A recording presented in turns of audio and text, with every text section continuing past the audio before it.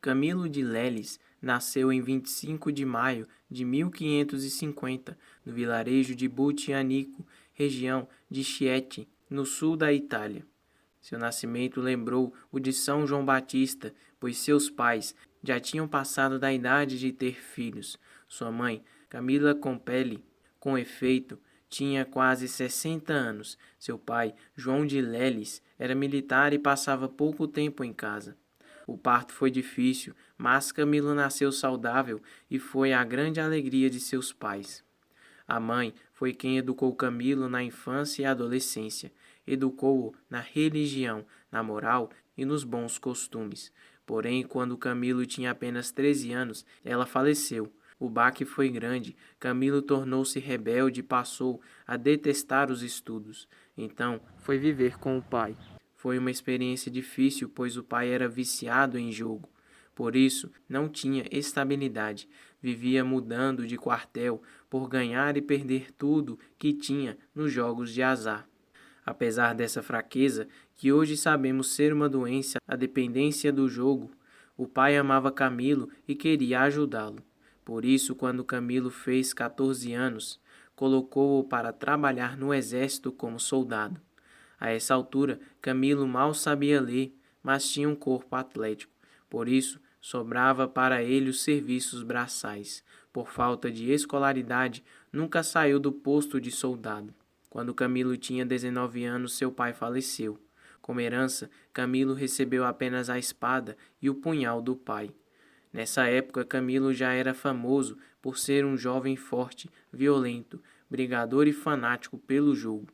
A morte do pai acentuou esses desvios de caráter, de tal forma que os outros tinham medo dele. Como pai, ele passou a ganhar e a perder tudo que tinha no jogo. No ano 1570, um frade franciscano não teve medo de Camilo e conversou longamente com ele.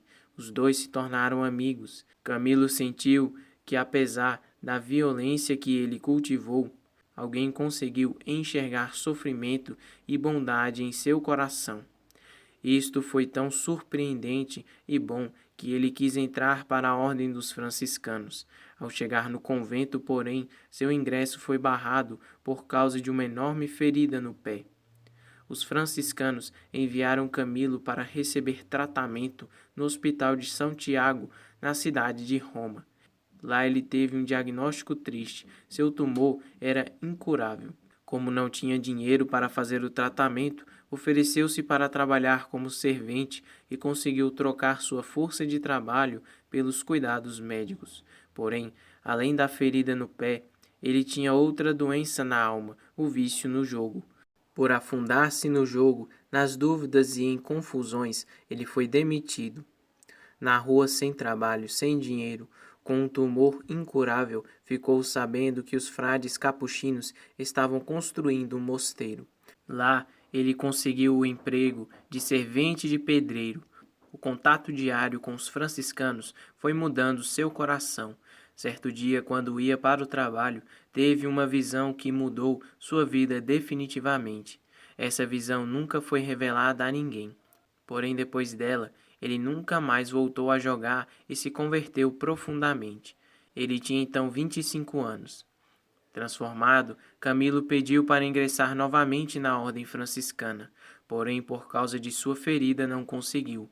Os franciscanos, porém, conseguiram que ele fosse internado de novo no Hospital de São Tiago. Lá, sua segunda estadia foi bem diferente da primeira. Ele tratava de sua ferida, sim, mas passou a cuidar dos outros doentes fazendo um trabalho de voluntário.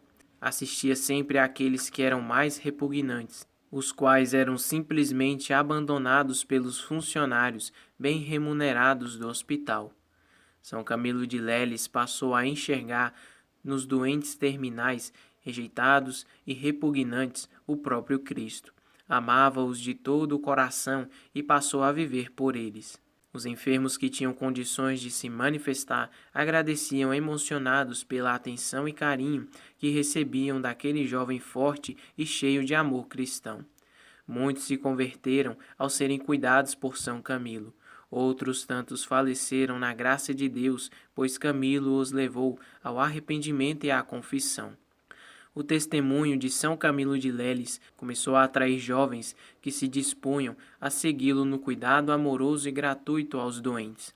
Nesse tempo, uma santa amizade nasceu com um padre e futuro santo, que foi decisivo em sua vida, São Felipe Neri. Este percebeu a grande graça que Deus derramara na vida de Camilo. Os dois fundaram então a Congregação dos Ministros Camilianos. A princípio era apenas uma irmandade composta de voluntários dispostos a cuidar dos enfermos pobres, miseráveis, terminais, rejeitados por todos. São Felipe Neri incentivou e ajudou São Camilo de Leles a estudar e a vestir o hábito da própria congregação. Em 1591, aprovada pelo Vaticano, a congregação se tornou uma ordem religiosa. São Camilo foi ordenado sacerdote e eleito superior da Ordem dos Camilianos, conhecida também como a Ordem dos Padres Enfermeiros. São Camilo dirigiu a ordem com firmeza por 20 anos. Após esses 20 anos, São Camilo de Leles dedicou os 7 restantes de sua vida a ensinar como cuidar e conviver com os doentes. Suportando horríveis dores nos pés, São Camilo ia visitar os doentes nas casas. Quando era preciso, ele mesmo levava-os nas costas para o hospital, dando graças a Deus pelo porte físico que ele tinha. São Camilo teve também o dom da cura pela oração. Por isso passou a ser procurado por gente de todos os lugares. Tornou-se famoso e amado por toda a Itália. Tido como santo em vida por todos, São Camilo de Leles faleceu no dia 14 de julho de 1614, com fama de santidade. Sua canonização foi celebrada em 1746. Ele foi declarado padroeiro dos enfermeiros, dos hospitais e dos doentes em 1886. São Camilo de Leles, rogai por nós.